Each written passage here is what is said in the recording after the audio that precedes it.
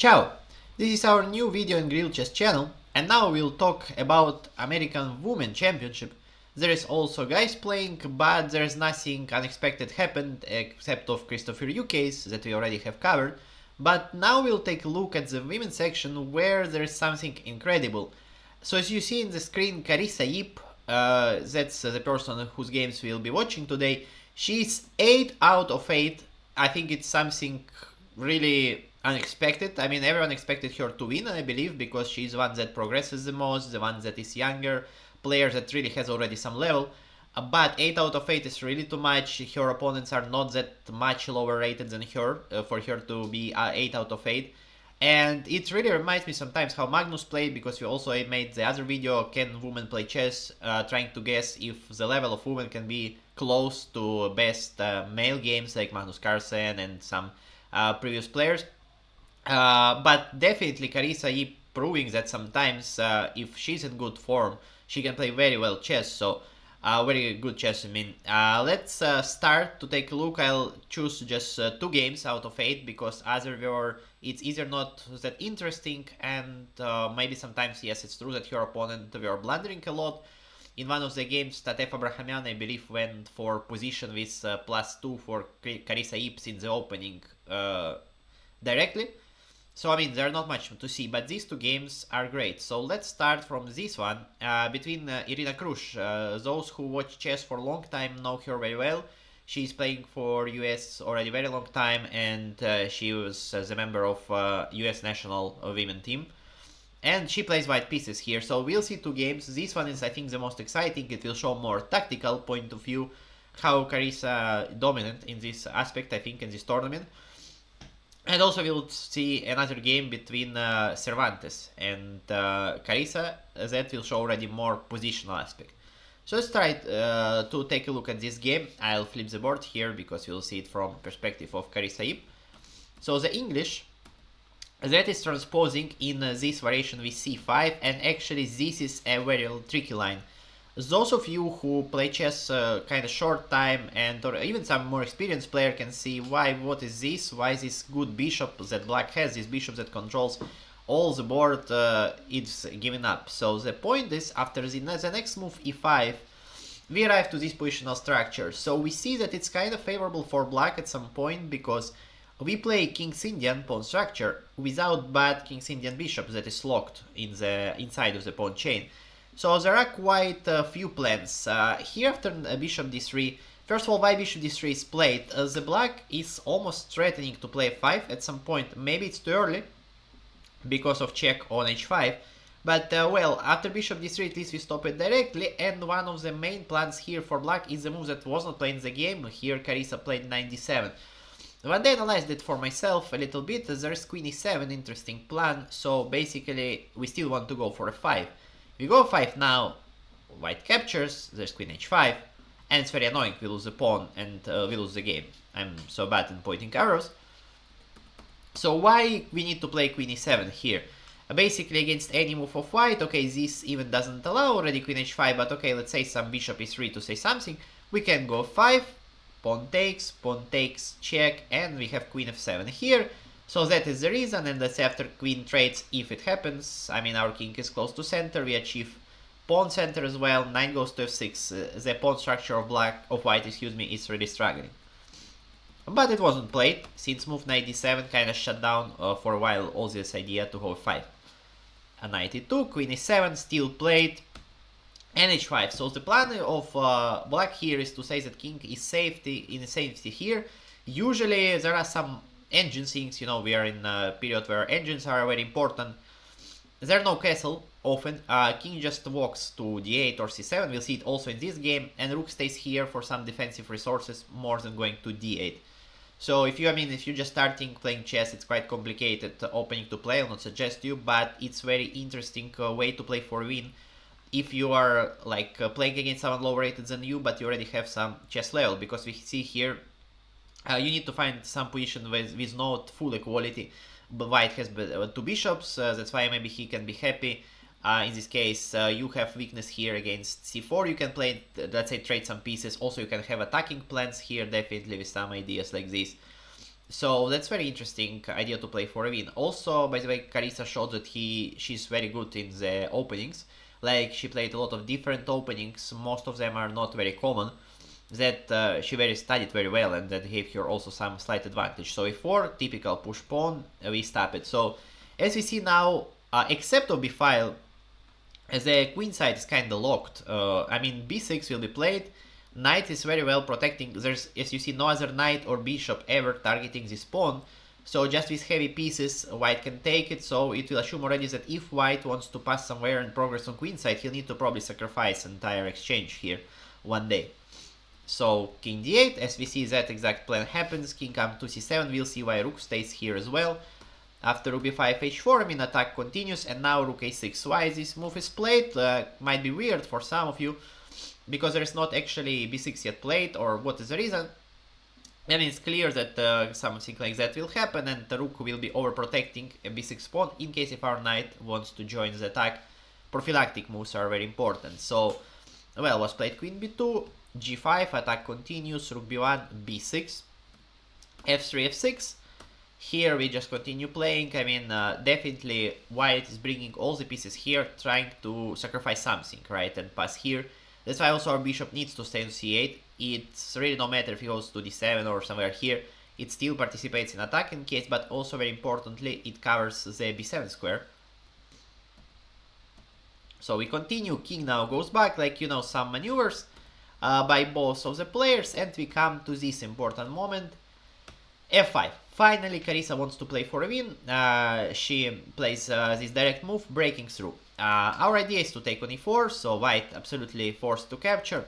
We take as well on f5, and we reach position where it's true that light squares on black side are a little bit weak.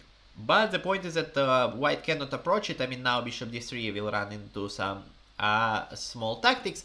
And later on, I mean, it's not that like we don't have this bishop at all. It's still on the board. It's not that weak. I mean, in some endgame, potentially we'll be fine because of this bishop covering these weaknesses. But the most important, our king is in very big safety. All this very well protected. And we want to play rook f1, you know, g4, h3, e4 sometimes for knight e5, and pass through.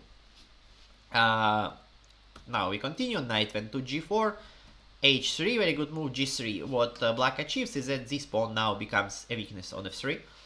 Rook f8, king goes back, because finally here Irina realized that king f1 probably was not the move. And now, first small inaccuracy by Carissa Yip is going knight to e7. Well, why it's inaccuracy? Definitely, as we see what happens in the game, is we reach this position. So, even though she wanted to bring knight, let's say here, then this knight doesn't have any future. I mean, you can try e4, knight e5, but it's kind of too slow. White also plays. So, if you want this knight to bring here, it's really a bit useless on e7. Like, it's not doing much things right now. It doesn't even defend anything. It does not attack. And this knight is strong defensive piece, alright? So, definitely just in these terms, it would be better just to play knight h6, trying to trade this knight, right? If my pieces will not be any better, and this piece is one of the best on the board for white, why not to trade it, right? But well, knight e7, bishop e3, queen g6, here. And now, computer doesn't like this move, but I do like, because in practical point of view, e4 is very nice attempt to play for a win. And what's going on here, basically idea is whenever white takes, okay, we'll see that if f takes e4, the bad move according to Ejin, rook takes f2, exclamation, move, we sacrifice our exchange, but our piece is becoming very active. It's true, it looks a little bit awkward counting that our rook will not probably join the game any soon, but still we have entering to g2, entrance to g2, knight goes to f5, other knight goes to e5, all our pieces are attacking. But computer doesn't like it because of knight e4 here. For sure idea was to play g4, trying to use the fact that this pawn is a bit overwhelmed and it protects the knight and now it's under attack. But here they both probably missed that move knight g5. Another intermediate because knight comes to e6. And then I just show you some crazy lines that I checked it with engine. I mean, obviously it's hard to believe that they could see it all themselves in the game, to be honest. It's g takes, as I remember, knight e6, king goes away, knight f8, and now only move, I mean, okay, this move will not be the strongest, there's bishop f1, that gives slight advantage for white, and rook f6, but let's say if he plays the most natural move, takes the rook, attacks the queen, queen suddenly goes to e4, we don't take the knight, we don't take the bishop, but now all the pieces of white are hanging, and suddenly if bishop f1, let's say, we can play something like, as I remember, I mean, we can go even for queen e3 check, right? It's probably a bad idea. So there's also king f2 move that defends everything, looks like. So we take one piece and we promote. That's a very key move, brilliant move. I mean, we could try to take the knight here, but then rook b6 obviously wins the game, or our king is too weak. So we cannot allow white to throw any single check. That's why we need to give check. And the whole point in this situation is that after rook e1, it will be mate in 1. So rook covers the square, king cannot escape. And if king takes on e1, then we can continue with queen s3, king f1, and suddenly it's, I mean, that will be horrible move actually, because queen f2, yeah, I mean, check, check, take. And now, as I said, right, don't forget, we can win an endgame. And here it's really an endgame, already 2 pieces for rook, moreover a4 is hanging as well. Looks like easy win for black, so that's why game needs to enter the draw. Let's say we can play some other move like king g1, I mean, we keep throwing perpetual. Also, let's say here black doesn't have nothing better than do a draw here, because once again, if we take the knight, rook b6 happens, so we don't have choice, neither white has. So as you see, it's very good attempt. In practical point of view, white need to play very hard, very well to achieve some drawish result. But okay, I mean, he can also find bishop f1, she can find bishop f1, but it's so hard, right? And if white makes small inaccuracy, already winning. So that's what happens. F takes e4, rook f2, she see it, very strong move. King f2, queen a4, and now bishop g5. Okay, this is quite critical. I mean, that's I think a big blunder. Okay, not in terms of that it's losing the game even yet, but I mean, why not rook g1? To be honest, who cares about this pawn on g5, right? Do you really, does really matter to you? I mean, when queen entering here. Well, there's no mate or something like that. Probably Irina thought that nothing happens, but let's be practical here, because in this position you can see it, but Irina has 4 minutes and a half in the clock. I mean, in this position, what you need to do is be practical. Play move that is solid, that is safe, and click the clock fast, right? Don't waste your time, because after this, the position becomes so messy that you need to waste a lot of time thinking what to do. And moreover, it allows pass pawn. It allows black this pass pawn. I mean, according to agent, once again, knight g6 was a bit stronger, not letting white capturing the knight. I mean, it's not that it's a blunder of the knight, because sooner or later this bishop will recover. I mean, there was no way. If white, I mean, wants to play for a win with king e1, then h2, and suddenly pawn promotes. I mean, these 2 squares are covered, and this square as well. So, quite a surprise. If you can try to play, say, bishop f3 and then take here, then I think we can do a lot of different things. Knight f5 is probably the strongest. If we're threatening the fork, we're threatening the knight, and if you take on h2, I mean, we can take, or there's another fork. But definitely there are more moves that winning. So, king c2, and finally, here we recover. And we reach this kind of endgames, and according to engine, it's a drawish, but it's so messy. I mean, what is this? All pieces are on the same side of the board. It's true white has an extra exchange, but the pass pawn matters a lot. So king a3, queen h4, bishop d3, and here they're repeating some moves where black wants to stop it. Finally, and Carissa plays knight e5, very strong move once again. Idea is that we're targeting the knight, we're targeting c4 square. Basically, we're forcing Irina find the best move in the position, that is rook takes b6. What is idea now? If we were to take, I mean, obviously it will not end up well for us, so we need to take on d3. I mean, it's obvious, right? Rook still is in the air, and plus we attacking the queen. Only thing, I mean, you need to calculate something like rook b7. Here, game would probably end up in a draw. Let's say we hold king b8, queen b5, threatening not mate in 1 yet, but I mean, if we do take here, that will be queen b7 and everything hangs. And if we don't take, we don't have just move. Let's say, I mean, we can try to play h2, but there's queen a6, simple as that. Rook covers everything, so there's just not much to do for black. But okay, queen b5, oh, excuse me, yeah, queen b5 here was played, was not played rook b7. I know who playing for a win, and now, if you are here, please pause and find the moves that probably Irina missed here, because if not, I mean, after this move, it's obvious that maximum white can get is a drawish situation in this game, so try to guess which is the move. It's a banger move. Well, so the move is knight to b4, a brilliant idea. It's not that easy also to find, to be honest, because, I mean, if not, black just gets lost after queen c6, but knight b4, brilliant move. It covers everything, and it cuts connection between two rooks. So let's say if we were to take the knight, black simply captures, and then when king goes away, a rook is not protecting here, so after rook b6 there's no queen b6 because yeah, there's pawn in between, we'll just take the queen for free. Knight b4 is brilliant, stunning move, and okay, rook a6 was played quite fast, so I can imagine that Irina saw it, because she has 355 here after she takes 411, so she even accumulated time, but the move is actually a mistake. Only move that was making a draw here was rook f1. It's true that it's drawing one, because it basically obliged black to hold queen e7, because like if we were to do something else, I don't know, let's say for instance to take here after rook f7, it also can be a draw, I mean, but then it's already pretty forced. I mean, excuse me, here it was rook f8, yeah, rook f8, because if you take then I escape, but we don't want it, so king never can go here because of queen e8 mate, and okay, if king goes back, we can just continue checking, I mean, there's no bishop d7, as there's no king here because of obvious mate situation, so probably, yeah, if black wants to continue, he needs to play something like queen e7, but, well, after rook b8, the position is just crazy, probably, I mean, the computer suggests some weird, very weird repetition of this kind, but, I mean, definitely I think just the point is that no one can progress, right, like, there are too many mate threats, we cannot go to support our pawn, but also white cannot jump here, because we'll promote and somehow mate white king as well. So let's go back to the game. Rook a6 was played quick, but not strong. After bishop a6, already computer gives advantage to black.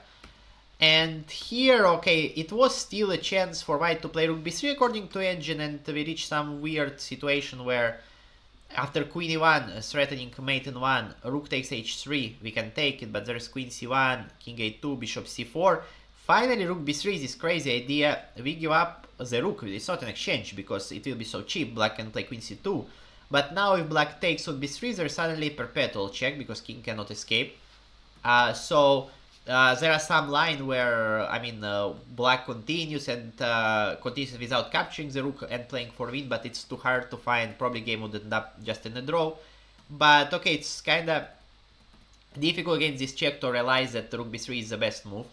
Probably she just saw queen e1. I believe that she just saw queen e1 and didn't believe that it's normal position. So she went king b2, most logical move, but here's the problem. After queen e5, the key is that now this pawn falls with a check, whatever happens. Let's say this variation, and suddenly, like, you know, now seen without this pawn it big mattered. So now bishop c4 comes also with check.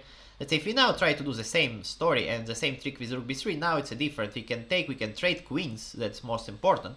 And yeah, the pawn is just unstoppable. We go back, so after king b2, let's go here. So now king just limited in options, and after this move, suddenly after h2, Irina resigns and accepts that she's lost because there's no way to stop the pawn.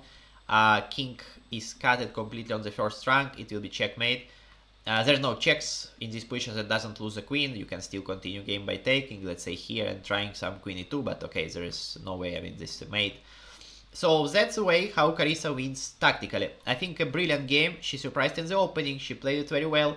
She always knew what she's doing, she had a plan. She didn't want to draw, but actually it was round number 5. And she was 4 out of 4. She was already tournament leader by far, but still she continues pushing for a win. So I think it's just a good resource from her that she keeps playing, she keeps pressuring her opponent. She knows that she's strong to have some, you know, to be sure in what you're doing. It's very important when you hold chess tournament, because if not, you'll be just overcalculating the same lines, you'll be afraid to make a mistake, and you will lose a lot of time and probably blunder. Let's now see the positional aspect of Carissa's game. Here she plays with white pieces against Cervantes, so she starts with English as well, like previous game. But okay, different position, and now we hold to this double-edged position. Why is it double-edged? Because in right here, yeah, we enter to the isolated pawn position. For those of you who are new in chess, I'll explain a little bit. Isolated pawn is the pawn that cannot be protected by any other pawn. Basically, that there are no pawns in the, you know, in the file below. The file nearby this pawn. And what we need to know about these white plans will be typically block the pawn with something if you can, like because more black push it, better for black, he gains more space. So the idea is to block the pawn, then attack it, put all this pressure, by this make black pieces very weak. very passive, and or either we take this pawn for free, or due to passivity of our opponent, we'll create other threats normally in other side of the board. We'll create the second weakness with which we'll win the game. For black, it's typically activity, like, you know, bishop g4, knight e4, castle, all the pieces, because this pawn gives some space for black for now, so we can use it and trying to push it as well and to get some initiative. So this is typical structure where likely someone will win. Let's see what happened. Bishop g5. Okay, so this is a less important game. I will show you a little bit faster just to show you some moments that I liked a lot. Okay, here bishop f6, typical idea. We don't really get crazy here. We don't give up our bishop pair because now we'll recover it. So we reach this position. It could be done also absolutely reversed. Like we could go knight e4, bishop e7, and trade everything here. So once again, why she trades pieces? Okay, first of all, because she probably doesn't want to play knight e4 or knight b1, right? That's two awful moves in this position.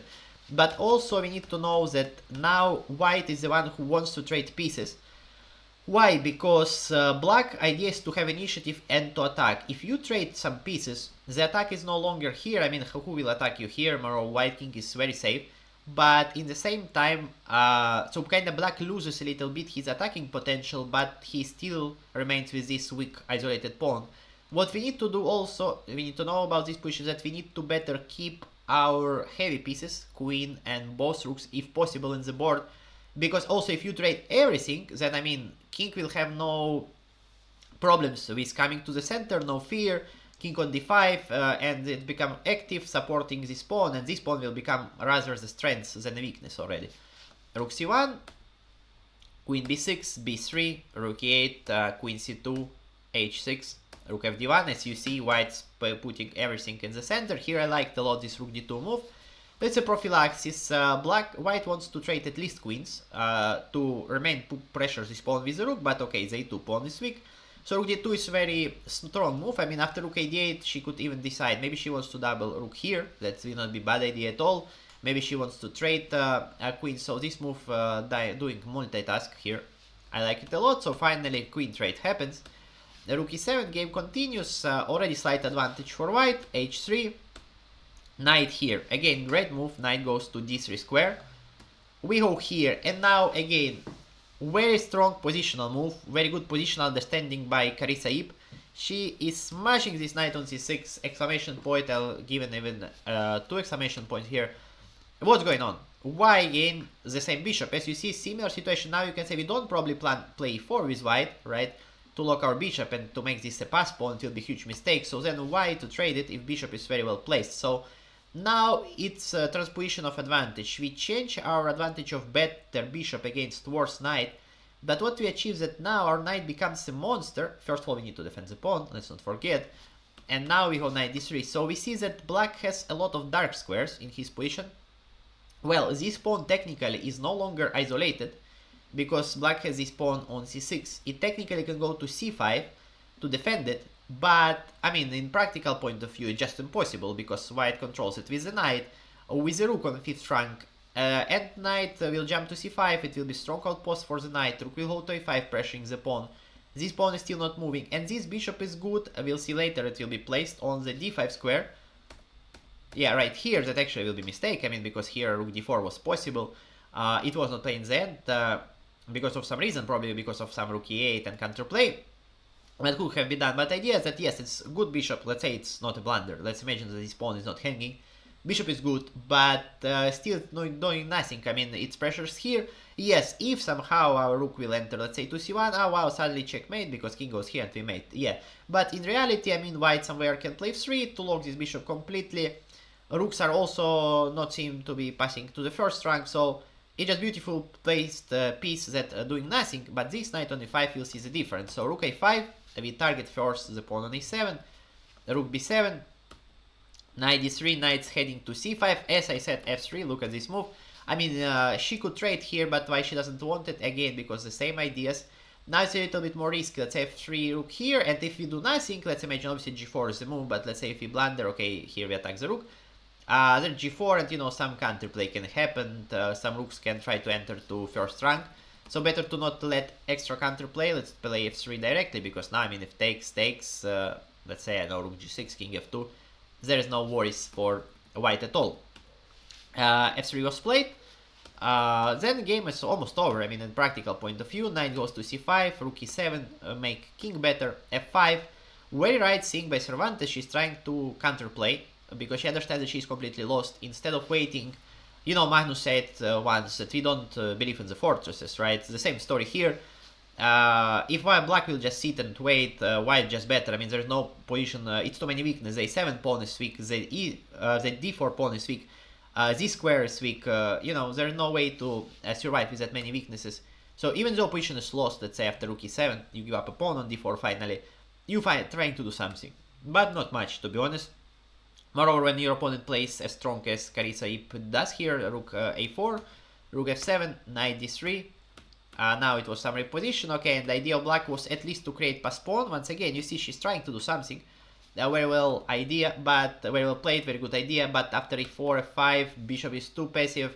I mean, knight comes to e5, could go to f4 absolutely in terms of stop counterplay, but she says, well, why I need to do so if my king is near? Moreover, rook g7 is only move that black is hoping for in some point, because it cuts the king, it helps pawn to promote, but okay, here just f6, and unfortunately black is not on time. If h2, there's king g2, and if rook g7 trying to cut it, I mean, we can do whatever move, basically I think the simplest will be to take on a7 maybe. So here's a check, and we hold king g2. But okay, there are a lot of other moves. Let's say there's can be played even knight g4. Oops, I mean here in this position, with the idea that whatever happens, let's say we take.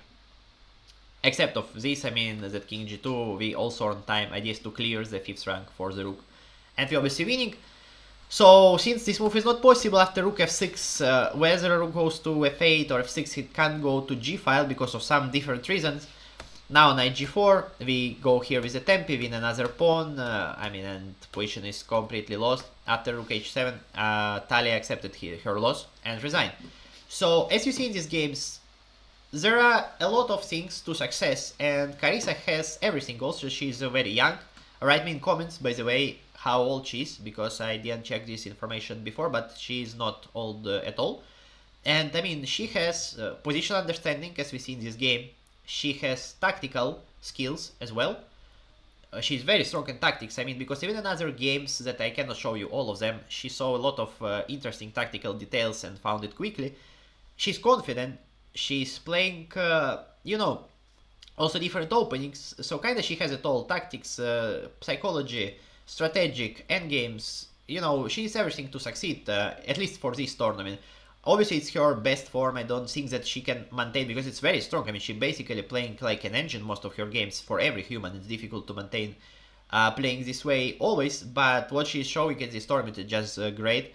And I was really surprised. It really reminds me of some young days, you know, Magnus Carlsen, and no one expects it. I mean, once again, people expected her to win this tournament as she did it past year, but which kind of tournament to win it this way, it's very difficult. So that's it for today. I hope you liked the video. If you did, like and subscribe. It supports our channel a lot. Also write me in comments if you remember something like that in women chess in recent history, obviously, because before there was like Judith Polgar, etc. And in general, I hope that you wait also for the next videos that we'll be publishing pretty soon. Ciao!